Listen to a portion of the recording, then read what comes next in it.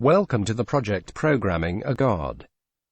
Today we will be solving the stone game problem from Codeforces round 666 division 2.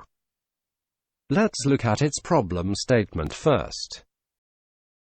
This is the problem statement. There are two friends names T and HL who are playing a game. The game consists of n piles of stones. The game starts with T and then goes turn by turn. During each turn the player is supposed to pick one stone from a pile that was not used by the other player in the previous round. If the player is unable to pick a stone from any pile, then he loses. Our task is to determine who the winner will be. The input is as shown. First we have the number of games, then number of piles in each game, and then the number of stones in each pile. Let's look at an example to understand better. In this example there are two piles. Pile 1 has 3 stones and pile 2 has 1 stone. The game will start with T. Look at the table. First he took a stone from pile 1, making the remaining stone 2. Now it's HL turn. He cannot take the stone from pile 1 because it was used by T in the last round. So he takes stone from pile 2, making it 0. Now it's again T's turn. He again takes stone from pile 1. Now comes HL turn. He cannot take stone from pile 1 and pile 2 is empty. So he loses the game.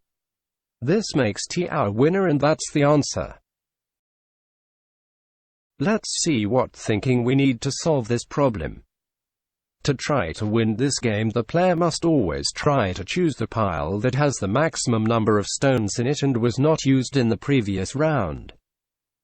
This should be the first thought. Now to achieve this we can use a priority queue because the maximum pile will always be at the top. Next thought process. The total number of rounds that the players can play should be less than sum plus 1. This is because the game will end before all the stones are picked or when all the stones are picked. Now we have the raw material to work with. Next, get to the coding part. We will first run a loop to add the piles to the priority queue, and during this we will also get the total number of stones in our variable sum. So let's see the full algorithm.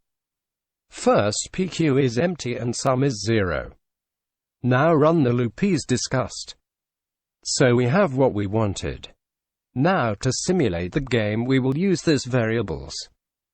Round will keep track of the rounds being played. T-top will keep track of the pile with the maximum stones the player T will use.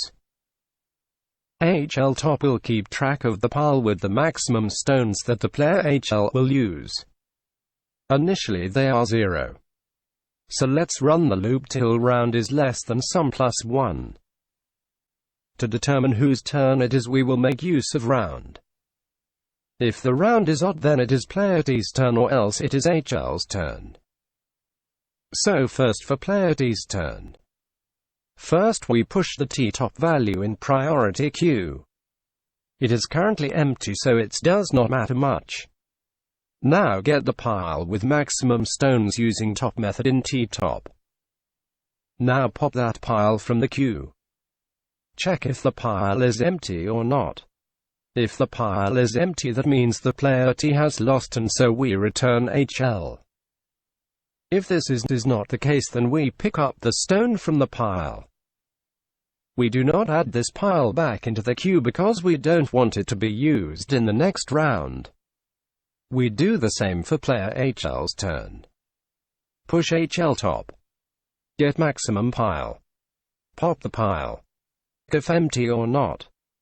Return the winner if empty. If not empty, then take a stone. This is all we need to do. We will get our desired answer with this. Next, we have provided you with the C++ code for this problem. Take a look and you will understand this algorithm better. Please subscribe to support the channel.